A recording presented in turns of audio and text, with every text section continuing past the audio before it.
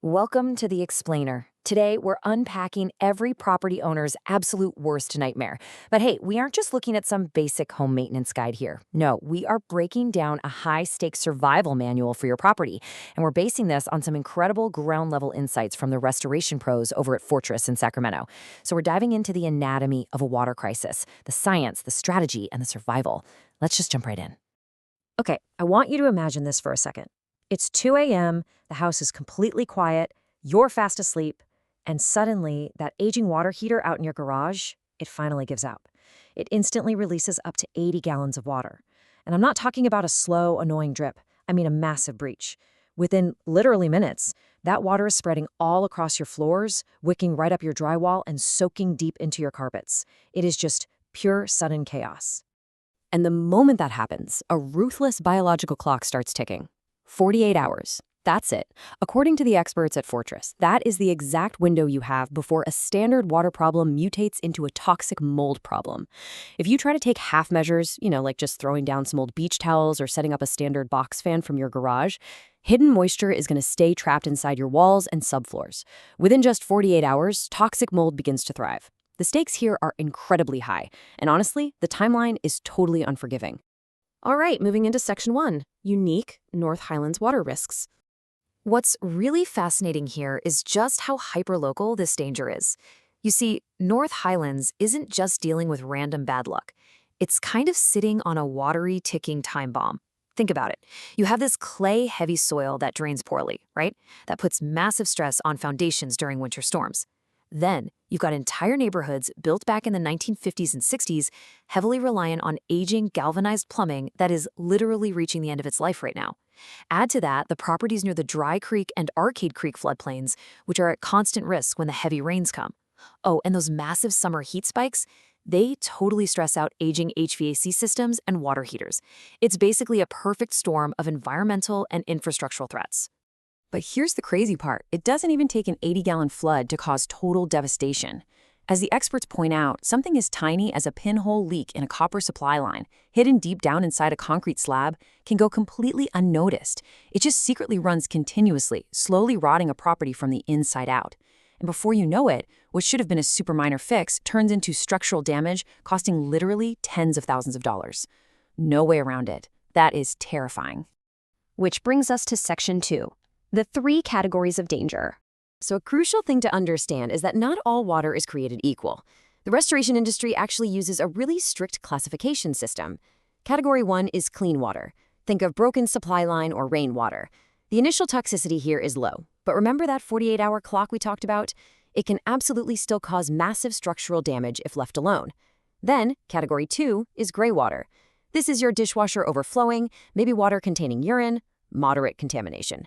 And then there's Category 3, black water. This is the stuff of nightmares, sewage backups, or heavy natural flooding. It contains dangerous bacteria and requires incredibly specialized sanitization protocols. Restoration professionals actually have to strictly adjust their extraction, safety, and disposal methods based exactly on which of these categories they're facing. Let's transition right into Section 3, the science of restoration. Now, bringing a home back from the brink is definitely not guesswork. It's really a transition from absolute chaos to absolute control, all through a strict, certified protocol. Phase 1 is emergency extraction, where they physically remove the bulk water. Phase 2 is structural drying, which is honestly where the real science happens. And finally, Phase 3 is the full restoration and rebuild, getting the property back to exactly how it was, or even better. Listen, you simply cannot DIY this stuff.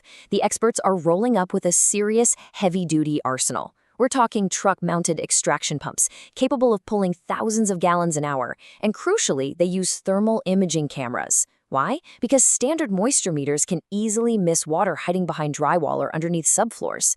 Thermal imaging detects those hidden temperature variations, ensuring absolutely no moisture is left behind to feed that mold we talked about. And this brings us to what I like to call the secret science of the restoration industry, psychrometric principles. Now, I know, it sounds like some highly technical jargon, right? But it's actually just the science of manipulating temperature, humidity, and airflow. The pros use this specific science to dictate exactly where every single air mover and dehumidifier is placed in your home. The goal? To pull moisture out of the physical building materials as efficiently as humanly possible.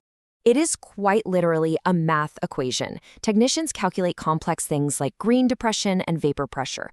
So why does this matter to you? Well, because overdrying a room wastes energy and can actually crack and completely ruin your beautiful wood flooring.